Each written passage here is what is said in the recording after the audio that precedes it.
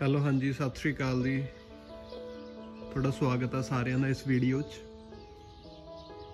ਅੱਜ ਦੀ ਵੀਡੀਓ ਮੈਂ ਬਣਾਉਣ ਜਾ ਰਿਹਾ ਕਾਫਾਂ ਤੇ ਕਿ ਜਿਹੜੇ ਨਿਊਜ਼ੀਲੈਂਡ ਦੇ ਕਾਫ ਨੇ, ਗਾਵਾਂ ਸੂੰਦੀਆਂ ਨੇ, ਬੱਚੇ ਨੇ ਜਾਂ ਬੱਚੀਆਂ ਨੇ, ਉਹਨਾਂ ਨੂੰ ਕਿਸ ਤਰ੍ਹਾਂ ਰੱਖਿਆ ਜਾਂਦਾ। ਤਾਂ ਸਭ ਤੋਂ ਪਹਿਲਾਂ ਆਪਾਂ ਗੱਲ ਕਰਦੇ ਹਾਂ ਇਹ ਜਿਹੜੇ ਕਾਫ ਨੇ, ਕਿਉਂਕਿ ਗਾਵਾਂ ਇੱਥੇ 12 ਮਹੀਨੇ 30 ਦਿਨ ਬਾਹਰ ਹੀ ਰਹਿੰਦੀਆਂ ਨੇ, ਕੋਈ ਛੱਤ ਥੱਲੇ ਨਹੀਂ ਰਹਿੰਦੀਆਂ। ਤਾਂ ਇਹਨਾਂ ਦਾ ਜਿਹੜਾ ਜਨਮ ਆ ਉਹ ਬਾਹਰ ਹੁੰਦਾ, ਚਾਹੇ ਮੀਂਹ ਪੈ ਰਿਹਾ ਹੋਵੇ, ਚਾਹੇ ਧੁੱਪ ਹੋਵੇ, ਚਾਹੇ -1 2 3 7 ਡਿਗਰੀ ਟੈਂਪਰੇਚਰ ਹੋਵੇ, ਇਹਨਾਂ ਦਾ ਜਿਹੜਾ ਜਨਮ ਆ ਉਹ ਬਾਹਰ ਹੀ ਹੋਣਾ ਹੁੰਦਾ। ਲਗਭਗ ਜਨਮ ਹੋਣ ਤੋਂ ਬਾਅਦ ਇਹਨਾਂ ਨੂੰ ਕੁਛ ਘੰਟਿਆਂ ਬਾਅਦ ਜਿਹੜੀ ਕਾਓ ਆ, ਗਾਈ ਆ, ਉਹਨਾਂ ਤੋਂ ਅਲੱਗ ਕਰ ਦਿੱਤਾ ਜਾਂਦਾ। ਟ੍ਰੇਲਰ 'ਚ ਪਾ ਕੇ ਲੈ ਆਉਂਦੇ ਆ ਇਹਨਾਂ ਨੂੰ ਆਪਾਂ। ਇਸ ਤਰ੍ਹਾਂ ਆਪਾਂ ਜਿਹੜੀ ਕਾਫ ਨੇ ਉਹਨਾਂ ਨੂੰ ਪੈਡਕ 'ਚੋਂ ਚੱਕ ਕੇ ਟ੍ਰੇਲਰ 'ਚ ਪਾ ਕੇ ਕਾਫ ਸ਼ੈੱਡ ਤੱਕ ਲੈ ਕੇ ਜਾਂਦੇ ਆ। ਇਹਦੇ 'ਚ ਆਪਾਂ ਨੇ ਇਹ ਚੀਜ਼ ਬਹੁਤ ਗੌਰ ਕਰਨੀ ਹੁੰਦੀ ਆ। ਬਾਹਰ ਨਿਕਲਣ ਦੀ ਕੋਸ਼ਿਸ਼ ਕਰ ਰਿਹਾ ਉਹ, ਅਜੇ ਕੁਛ ਘੰਟੇ ਪਹਿਲਾਂ ਹੀ ਇਹ ਜਨਮ ਹੋਇਆ ਇਹਦਾ, ਪਰ ਤੁਸੀਂ ਦੇਖ ਸਕਦੇ ਹੋ ਬਾਹਰ ਨਿਕਲਣ ਦੀ ਕੋਸ਼ਿਸ਼ ਕਰ ਰਹੇ ਆ। ਇਹ ਅਸਲ 'ਚ ਬੀਫ ਕਾਫ ਆ। ਬੀਫ ਦਾ ਮਤਲਬ ਇਹ ਜਿਹੜੀ ਮੱਛੀ ਆ ਇਹ ਦੁੱਧ ਨਹੀਂ ਦਊਗੀ, ਇਹ ਸਿਰਫ ਮੀਟ ਵਾਸਤੇ ਹੀ ਯੂਜ਼ ਹੋਊਗੀ। ਤਾਂ ਮੈਂ ਕਹਿ ਰਿਹਾ ਸੀਗਾ ਕਿ ਟ੍ਰੇਲਰ 'ਚ ਕਾਫ ਰੱਖਣ ਦਾ ਹੁੰਦਾ ਕਿ ਇੱਕ ਤਾਂ ਇਹ ਜਿਹੜਾ ਟ੍ਰੇਲਰ ਆ ਇਹ ਜ਼ਿਆਦਾ ਫੁੱਲ ਨਹੀਂ ਹੋਣਾ ਚਾਹੀਦਾ। ਜਿਵੇਂ ਇਹ ਛੋਟਾ ਟ੍ਰੇਲਰ ਆ, ਇਹ 'ਚ ਆਪਾਂ ਵੱਧ ਤੋਂ ਵੱਧ 6 ਜਾਂ 7 ਹੀ ਕਾਫ ਲਿਜਾ ਸਕਦੇ ਹਾਂ, ਇਹ ਤੋਂ ਜ਼ਿਆਦਾ ਨਹੀਂ। ਕਿਉਂਕਿ ਕੀ ਹੁੰਦਾ ਕਈ ਵਾਰ ਨਾ, ਜੇ ਆਪਾਂ ਜ਼ਿਆਦਾ ਲੋਡ ਕਰ ਲਈਏ ਇਹਨੂੰ ਟ੍ਰੇਲਰ ਨੂੰ, ਤਾਂ ਇਹ ਕਈ ਵਾਰ ਕੋਈ ਕਾਫ ਥੱਲੇ ਗਿਰ ਜਾਂਦਾ ਤਾਂ ਸਾਰੇ ਉਹਦੇ ਉੱਪਰ ਖੜੇ ਹੋ ਜਾਂਦੇ ਨੇ ਤੇ ਉਹ ਮਰ ਸਕਦਾ। ਇਸ ਕਰਕੇ ਇਸ ਚੀਜ਼ ਦਾ ਬਹੁਤ ਧਿਆਨ ਰੱਖਣਾ ਪੈਂਦਾ।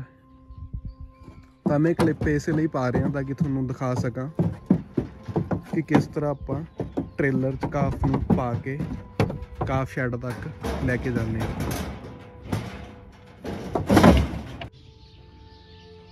ਕਿਉਂਕਿ ਕਈ ਵਾਰ ਮੀਂਹ ਵੀ ਪੈ ਰਿਹਾ ਹੁੰਦਾ, ਠੰਡ ਵੀ ਹੁੰਦੀ ਆ, ਜ਼ਿਆਦਾ ਚਿਰ ਇਹ ਬਾਹਰ ਰਹਿਣਗੇ ਤਾਂ ਹੋ ਸਕਦਾ ਹੈ ਬਿਮਾਰ ਹੋ ਜਾਣ, ਜਾਂ ਫਿਰ ਇਹਨਾਂ ਨੂੰ ਸਹੀ ਦੁੱਧ ਨਾ ਮਿਲ ਸਕੇ। ਕਈ ਵਾਰ ਗਾਵਾਂ ਨਹੀਂ ਪਿਲਾਉਂਦੀਆਂ ਦੁੱਧ, ਕਈ ਪਿਲਾਉਂਦੀਆਂ ਨੇ, ਇਸ ਕਰਕੇ ਇਹਨਾਂ ਨੂੰ ਅੰਦਰ ਲੈ ਕੇ ਆਇਆ ਜਾਂਦਾ।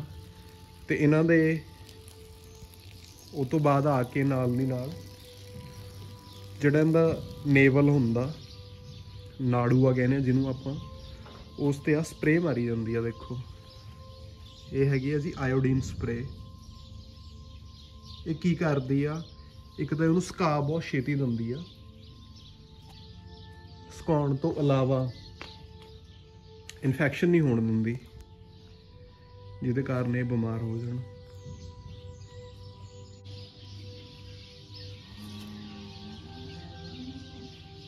ਇਹ ਆ ਜੀ ਆਇਓਡੀਨ ਨੇਵਲ ਸਪਰੇਅ ਜਿਹਦੀ ਮੈਂ ਗੱਲ ਕਰ ਰਿਹਾ। ਤਾਂ ਇਹ ਆਪਾਂ ਇਸ ਤਰ੍ਹਾਂ ਯੂਜ਼ ਕਰਨੀ ਹੈ, ਠੀਕ ਹੈ ਜੀ। ਕਿਉਂਕਿ ਹੁਣੇ ਫੀਲਡ 'ਚੋਂ ਆਇਆ ਕਾਫ, ਤਾਂ ਆਪਾਂ ਪ੍ਰੋਪਰ ਇਹਨੂੰ ਕਵਰ ਕਰ ਦੇਣਾ ਇਸ ਸਪਰੇਅ ਨਾਲ।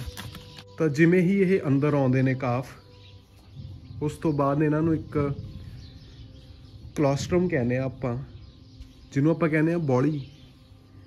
ਜਦੋਂ ਗਾਂ ਸੂੰਦੀ ਆ, ਜਿਹੜਾ ਉਹਦਾ ਪਹਿਲਾ ਦੁੱਧ ਹੁੰਦਾ, ਉਹ 12 ਘੰਟਿਆਂ ਦੇ ਅੰਦਰ ਅੰਦਰ ਇਹਨਾਂ ਨੂੰ ਪਿਲਾਇਆ ਜਾਂਦਾ ਇੱਕ ਬੋਟਲ ਨਾਲ।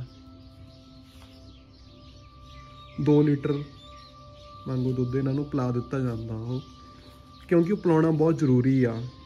ਅਤੇ ਪਿਲਾਉਣਾ ਵੀ ਉਹ 6 ਤੋਂ 12 ਘੰਟਿਆਂ ਦੇ ਅੰਦਰ ਅੰਦਰ ਚਾਹੀਦਾ, ਫਿਰ ਹੀ ਉਹਦਾ ਕੋਈ ਅਸਰ ਆ, ਕੋਈ ਉਹਦਾ ਮਾਇਨਾ ਨਹੀਂ। ਉਹਦਾ ਕੋਈ ਮਾਇਨਾ ਨਹੀਂ ਹੈਗਾ ਪਿਲਾਉਣ ਦਾ, ਜੇ ਆਪਾਂ ਉਸ ਤੋਂ ਲੇਟ ਪਿਲਾਵਾਂਗੇ। ਉਹ ਪੀਣ ਤੋਂ ਬਾਅਦ ਇਹ ਬਹੁਤ ਘੱਟ ਬਿਮਾਰ ਹੋਣਗੇ, ਜਿੰਨੇ ਵੀ ਕਾਫ ਨੇ। ਹੁਣ ਤੁਸੀਂ ਦੇਖ ਰਹੇ ਹੋਵੋਗੇ ਕਿ ਨਾ ਇਹ ਅਲੱਗ-ਅਲੱਗ ਜਿਹੜੇ ਆ ਬਣੇ ਹੋਏ ਨੇ, ਇਹਨਾਂ ਨੂੰ ਆਪਾਂ ਪੈਨ ਕਹਿੰਦੇ ਹਾਂ, ਅਲੱਗ-ਅਲੱਗ ਪੈਨ 'ਚ ਨੇ। ਹੁਣ ਇਹ ਕਿਉਂ ਨੇ? ਜਿਵੇਂ ਆਪਾਂ ਜੇ ਇੱਥੇ ਦੇਖੀਏ ਤਾਂ ਇਹ ਕਾਫ ਹੈਗੇ ਨੇ ਜੀ ਫਰੀਜ਼ਨ। ਇਹ ਸਾਰੇ ਬੁੱਲ ਨੇ, ਯਾਨੀ ਕਿ ਬੱਚੇ ਨੇ।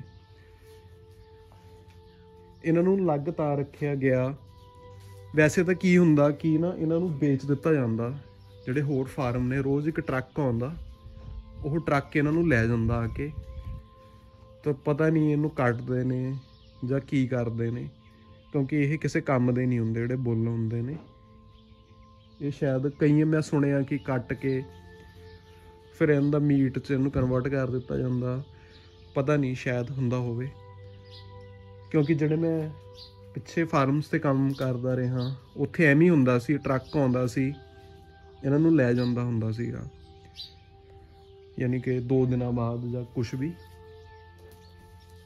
ਪਰ ਇੱਥੇ ਇਸ ਫਾਰਮ 'ਤੇ ਜਿਹੜਾ ਇਸ ਫਾਰਮ ਦਾ ਓਨਰ ਆ, ਉਹ ਇਹ ਚੀਜ਼ ਲਾਈਕ ਨਹੀਂ ਕਰਦਾ।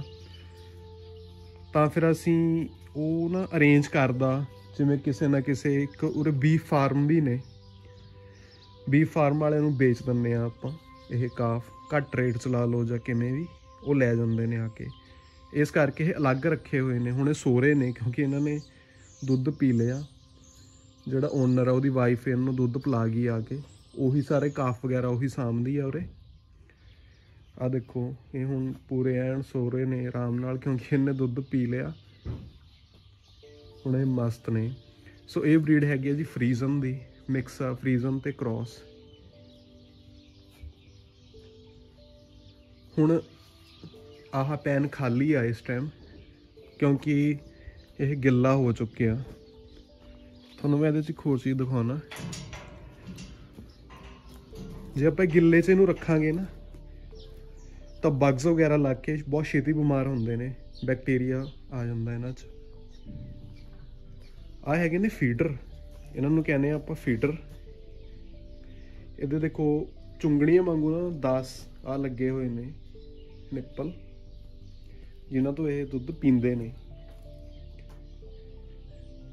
ਤੇ ਇਹਦੇ 'ਚ ਦੁੱਧ ਪਾ ਦਿੱਤਾ ਜਾਂਦਾ ਤੇ ਆਲੇ ਦੁਆਲੇ ਖੜ ਕੇ ਇਹ ਪੀਂਦੇ ਰਹਿੰਦੇ ਨੇ ਉਹ ਦੁੱਧ। ਇੱਥੇ ਪਾਣੀ ਆ, ਪਾਣੀ ਤਾਂ ਬਹੁਤ ਘੱਟ ਪੀਂਦੇ ਨੇ ਜਦੋਂ ਛੋਟੇ ਹੁੰਦੇ ਨੇ। ਇਹ ਵੀ ਜੀ ਬੀਫ ਵਾਲੇ ਹੀ ਨੇ, ਕਾਫ ਨੇ ਜਿਹੜੇ ਇਹ। ਤੇ ਇਹਨਾਂ ਦਾ ਨਾਮ ਆ ਜੀ ਮਰੀ ਗ੍ਰੇ, ਇਹਨਾਂ ਦੀ ਬਰੀਡ ਦਾ ਨਾਮ ਆ। ਇਹ ਅਲੱਗ ਨੇ ਫਰੀਜ਼ਨਾਂ ਨਾਲੋਂ, ਤਾਂ ਇਹਨਾਂ ਦਾ ਰੇਟ ਵੀ ਅਲੱਗ ਆ। ਇਹਨੂੰ ਰੱਖਿਆ ਵੀ ਅਲੱਗ ਗਿਆ। ਪਰ ਖੁਸ਼ੀ ਵਾਲੀ ਗੱਲ ਇਹ ਆ ਕਿ ਇਹ ਹੁਣ ਕੱਟਣ ਨਹੀਂ ਜਾ ਰਹੇ ਹੈਗੇ। ਇਹਨਾਂ ਨੂੰ ਇੱਕ ਬੀਫ ਫਾਰਮ ਤੇ ਲਿਜਾ ਕੇ ਇਹਨਾਂ ਤੋਂ ਬਰੀਡਿੰਗ ਦਾ ਕੰਮ ਲਿਆ ਜਾਊਗਾ ਤੇ ਇਹਨਾਂ ਨੂੰ ਵੇਚਿਆ ਜਾਊਗਾ ਅੱਗੇ। ਜਦੋਂ ਇਹ ਬੜੇ ਹੋ ਜਾਣਗੇ ਫਿਰ ਸ਼ਾਇਦ ਇਹਨਾਂ ਨੂੰ ਅੱਗੇ ਵੇਚ ਦਿੱਤਾ ਜਾਊਗਾ। ਤੇ ਆਹ ਨੇ ਟੈਗ, ਇਹ ਟੈਗ ਇਹਨਾਂ ਤੇ ਲਾਏ ਜਾਂਦੇ ਨੇ ਵੇਚਣ ਤੋਂ ਪਹਿਲਾਂ, ਤਾਂ ਕਿ ਪਤਾ ਹੋਵੇ ਕਿ ਇਹ ਕਿੱਥੋਂ ਆਏ ਨੇ। ਜਿਹੜੇ 3-4 ਕਾਫ ਤੁਸੀਂ ਦੇਖ ਰਹੇ ਹੋ, ਇਹ ਸਾਰੀਆਂ ਬੱਚੀਆਂ ਨੇ, ਹੇਫਰਾਂ ਨੇ, ਹੇਫਰਸ ਕਹਿੰਦੇ ਆਪਾਂ ਇਹਨਾਂ ਨੂੰ। ਇਹ ਬੱਚੀਆਂ ਕੱਲ ਹੀ ਆਈਆਂ ਨੇ, ਇਸ ਕਰਕੇ ਅਲੱਗ ਇਹਨੂੰ ਰੱਖਿਆ ਗਿਆ ਕੋਲੈਸਟਰੋਲ ਪਿਲਾਉਣ ਵਾਸਤੇ, ਬੋਲੀ ਪਿਲਾਉਣ ਵਾਸਤੇ, ਬੋਲੀ ਵਾਲਾ ਦੁੱਧ। ਤਾਂ ਕਰਕੇ ਇਹ ਅਲੱਗ ਨੇ। ਜਿਹੜਾ ਦੂਸਰਾ ਪੈਨ ਆ ਇਹਦੇ 'ਚ ਵੀ ਹੇਫਰਸ ਨੇ। ਇਹ ਸਾਰੀਆਂ ਕੀਪਰਾਂ ਨੇ। ਆਪਾਂ ਇਹਨੂੰ ਨਾ ਰੱਖਦੇ ਹਾਂ ਕਿਉਂਕਿ ਇਹਨੂੰ ਪਾਲ ਕੇ ਫਿਰ ਇਹ ਗਾਵਾਂ ਬਣ ਜਾਂਦੀਆਂ ਨੇ ਤੇ ਫਿਰ ਆਪਾਂ ਇਹਨੂੰ ਫਾਰਮ ਤੇ ਰੱਖ ਲੈਂਦੇ ਹਾਂ। ਇਹਨੂੰ ਆਪਾਂ ਵੇਚਦੇ ਨਹੀਂ ਹੈਗੇ। ਇਸ ਕਰਕੇ ਇਹਨਾਂ ਦੇ ਆਹ ਦੇਖੋ ਟੈਗ ਲਾ ਦਿੱਤੇ ਗਏ ਨੇ ਪੀਲੇ ਰੰਗ ਦੇ, ਜਿਹਦੇ 'ਤੇ ਇੱਕ ਨੰਬਰ ਆ ਔਰ ਸਾਲ ਲਿਖਿਆ ਹੋਇਆ ਕਿ ਇਹ ਕਿਹੜੇ ਸਾਲ ਦੀਆਂ ਬੋਰਨ ਨੇ। ਇਹ ਹੈਗੀਆਂ ਨੇ ਜੀ ਕ੍ਰੋਸ, ਜਿਹੜੀਆਂ ਤੁਸੀਂ ਦੇਖ ਰਹੇ ਹੋ ਕੀਵੀ ਕ੍ਰੋਸ ਨੇ, ਇਹ ਕਾਲੇ ਰੰਗ ਦੀਆਂ। ਬਾਕੀ ਜਿਹੜੀਆਂ ਡੱਬ ਖੜੱਬੀਆਂ ਨੇ ਕਾਲੇ ਚਿੱਟੇ ਰੰਗ ਵਾਲੀਆਂ, ਉਹ ਹੈਗੀਆਂ ਨੇ ਫਰੀਜ਼ਨ, ਉਹਨਾਂ ਦੀ ਬਰੀਡ ਆ ਫਰੀਜ਼ਨ। ਤਾਂ ਇਹ ਟੈਗ ਇਹਨਾਂ ਨੂੰ ਲਾ ਦਿੱਤਾ ਜਾਂਦਾ। ਇਹਨਾਂ ਦੀ ਬਰਥ ਆਈਡੀ ਆ, ਇਹਨਾਂ ਦਾ ਬਰਥ ਆਈਡੀ ਜਦੋਂ ਵੀ ਆਪਾਂ ਆਪਣੇ ਸਿਸਟਮ 'ਚ ਐਪਲੀਕੇਸ਼ਨ 'ਚ ਚੈੱਕ ਕਰਾਂਗੇ ਤਾਂ ਆਪਾਂ ਨੂੰ ਪਤਾ ਲੱਗ ਜੂ ਕਿ ਇਹਨਾਂ ਦੀ ਮਦਰ ਕੌਣ ਸੀ, ਇਹਨਾਂ ਦਾ ਫਾਦਰ ਕੌਣ ਸੀ, ਕਿਹੜੀ ਬਰੀਡ ਆ, ਕਿਹੜੀ ਜੈਨੇਟਿਕਸ ਆ, ਸਾਰਾ ਆਪਾਂ ਨੂੰ ਪਤਾ ਲੱਗ ਜਾਂਦਾ ਸਿਰਫ ਆ ਟੈਗ ਦਾ ਇੱਕ ਨੰਬਰ ਭਰਨ ਤੋਂ। ਇਹ ਹੁਣ ਹਜੇ ਇਹ ਛੋਟੀਆਂ ਨੇ। ਇਸ ਟਾਈਮ ਇਹ ਪੀ ਰਹੀਆਂ ਹੋਣਗੀਆਂ ਲਗਭਗ 3 ਤੋਂ 4 ਲੀਟਰ ਦੁੱਧ ਪੀ ਰਹੀਆਂ ਨੇ ਦੋਨੋਂ ਟਾਈਮ। ਪਰ ਜਿਵੇਂ ਜਿਵੇਂ ਨਾ ਇਹ ਵੱਡੀਆਂ ਹੁੰਦੀਆਂ ਜਾਣਗੀਆਂ, ਗਰੋ ਕਰਨਗੀਆਂ, ਤਾਂ ਆਪਾਂ ਇਹਨਾਂ ਨੂੰ ਨਾਲ ਨਾਲ ਫੀਡ ਵੀ ਪਾਵਾਂਗੇ। ਮੂਜ਼ਲੀ ਆਉਂਦੀ ਆ, ਸੋਇਆ ਦਾ ਮਿਕਸਚਰ ਵਗੈਰਾ ਹੁੰਦਾ, ਡਿਫਰੈਂਟ ਤਰ੍ਹਾਂ ਦੀ ਫੀਡ ਆਉਂਦੀ ਆ, ਉਹ ਇਹਨਾਂ ਨੂੰ ਪਾਈ ਜਾਂਦੀ ਆ। ਕਿਲੋ ਤੋਂ ਸ਼ੁਰੂ ਹੋ ਕੇ ਅੱਧਾ ਕਿਲੋ ਤੋਂ 2 ਕਿਲੋ 3 ਕਿਲੋ, ਜਿਵੇਂ ਜਿਵੇਂ ਜਿਹੜੀ ਬਰੀਡ ਖਾਂਦੀ ਆ ਇਹਨਾਂ ਨੂੰ ਉਹ ਪਾ ਕੇ ਦਿੱਤੀ ਜਾਂਦੀ ਆ, ਯਾਨੀ ਕਿ ਫੀਡਰਾਂ 'ਚ। ਪਰ ਇਹ ਕਾਫੀ ਟਾਈਮ ਇਹ ਅੰਦਰ ਹੀ ਰਹਿਣਗੇ ਛੱਤ ਦੇ ਥੱਲੇ। ਇੱਕ ਵਾਰ ਜਦੋਂ ਛੱਤ ਤੋਂ ਪਰਾਂ ਹੋ ਗਏ, ਇਹਨੂੰ ਪੈਡਕ 'ਚ ਕਰਤਾ, ਜਿਵੇਂ ਹੀ ਇਹ 100 ਕਿਲੋ ਦੇ ਹੁੰਦੇ ਨੇ, ਇਹਨਾਂ ਦਾ ਵਜ਼ਨ ਆ ਜਿਹੜਾ 100 ਕਿਲੋ ਹੋ ਜਾਂਦਾ ਨਾ, ਵਜ਼ਨ ਤੋਲ ਕੇ ਇਹਨਾਂ ਨੂੰ ਫਿਰ ਇਹਨੂੰ ਬਾਹਰ ਕੱਢ ਦਿੱਤਾ ਜਾਂਦਾ ਪੈਡਕ 'ਚ। ਪੈਡਕ 'ਚ ਵੀ ਇਹ ਦੁੱਧ ਹੀ ਪੀਂਦੇ ਨੇ, ਪਰ ਫਿਰ ਇਹ ਕਦੇ ਵੀ ਛੱਤ ਥੱਲੇ ਨਹੀਂ ਆਉਂਦੇ, ਇਹ ਬਾਹਰ ਹੀ ਰਹਿੰਦੇ ਨੇ। ਚਾਹੇ ਕੋਈ ਵੀ ਮੌਸਮ ਹੋਵੇ, ਉੱਥੇ ਇਹਨਾਂ ਨੇ ਵੱਡੇ ਹੋ ਕੇ ਗਾਵਾਂ ਬਣ ਜਾਂਦੀਆਂ ਨੇ, ਤਾਂ ਇਹ ਬਾਹਰ ਹੀ ਰਹਿੰਦੀਆਂ ਨੇ। ਇਹੀ ਇਹਨਾਂ ਦਾ ਜੀਵਨ ਚੱਕਰ ਆ। ਫਿਰ ਦੁੱਧ ਦਿੰਦੀਆਂ ਨੇ, ਜਾਂ ਕਈ ਬੁੜੀਆਂ ਹੋ ਕੇ ਮਰ ਜਾਂਦੀਆਂ ਨੇ। ਕਈਆਂ ਦਾ ਸੈੱਲ ਕਾਊਂਟ ਵਗੈਰਾ ਜ਼ਿਆਦਾ ਹੁੰਦਾ, ਉਹਨਾਂ ਨੂੰ ਕੱਲ ਕਰਾ ਦਿੱਤਾ ਜਾਂਦਾ, ਵੇਚ ਦਿੱਤਾ ਜਾਂਦਾ। ਇਹੀ ਇਹਨਾਂ ਦਾ ਇੱਕ ਜਿਹੜਾ ਜੀਵਨ ਚੱਕਰ ਆ। ਇਸ ਤਰ੍ਹਾਂ ਹੀ ਆਪਾਂ ਇਹਨਾਂ ਨੂੰ ਇੱਥੇ ਰੱਖਦੇ ਹਾਂ, ਪਾਲਦੇ ਹਾਂ। ਇਹਨਾਂ ਦੀ ਬਹੁਤ ਕੇਅਰ ਕਰਨੀ ਪੈਂਦੀ ਆ ਕਿ ਇਹਨਾਂ ਨੂੰ ਇਨਫੈਕਸ਼ਨ ਨਾ ਹੋਵੇ, ਕਿਸੇ ਤਰ੍ਹਾਂ ਦਾ ਡਾਇਰੀਆ ਨਾ ਹੋਵੇ। ਹਰ ਚੀਜ਼ ਦਾ ਉਰੇ ਧਿਆਨ ਰੱਖਿਆ ਜਾਂਦਾ ਇਸ ਚੀਜ਼ 'ਚ, ਕਿਉਂਕਿ ਇਹੀ ਫਿਊਚਰ ਨੇ, ਇਹ ਭਵਿੱਖ ਨੇ ਇਸ ਫਾਰਮ ਦਾ। ਜੇ ਇਹਨਾਂ ਦੀ ਬਰੀਡ ਗਲਤ ਹੋਊਗੀ ਤਾਂ ਅੱਗੇ ਜਾ ਕੇ ਬਹੁਤ ਜ਼ਿਆਦਾ ਪ੍ਰੋਬਲਮ ਆਊਗੀ, ਪ੍ਰੋਡਕਸ਼ਨ 'ਚ ਦੁੱਧ ਘੱਟ ਹੋਊਗਾ। ਪਰ ਜਿਹੜੀ ਤੁਸੀਂ ਫਰੀਜ਼ਨ ਦੇਖ ਰਹੇ ਹੋ, ਜਦੋਂ ਇਹ ਗਾਂ ਬਣ ਜੂਗੀ ਵੱਡੀ ਹੋ ਕੇ, ਤਾਂ ਜਿਹੜਾ ਇਹਦਾ ਦੁੱਧ ਆ ਉਹ ਲੀਟਰਸ 'ਚ ਜ਼ਿਆਦਾ ਹੋ ਸਕਦਾ, ਹੋਊਗਾ ਵੀ, ਪਰ ਇਹਦੇ 'ਚ ਫੈਟ ਬਹੁਤ ਘੱਟ ਹੋਊਗੀ। ਜੈਨੇਟਿਕ ਸੈੱਲ ਕਾਊਂਟ ਆ ਜਿਹੜਾ, ਜਦੋਂ ਇਹ ਵੱਡੀ ਹੋਊਗੀ ਇਹਦੇ ਲੀਟਰ ਜ਼ਿਆਦਾ ਹੋਣਗੇ, ਪਰ ਜਿਹੜਾ ਮਿਲਕ ਸੋਲਿਡ ਆ ਉਹ ਨਹੀਂ ਹੋਊਗਾ ਇੰਨਾ ਜ਼ਿਆਦਾ। ਪੈਸੇ ਮਿਲਕ ਸੋਲਿਡ ਦੇ ਮਿਲਦੇ ਨੇ, ਲੀਟਰਸ ਦੇ ਨਹੀਂ।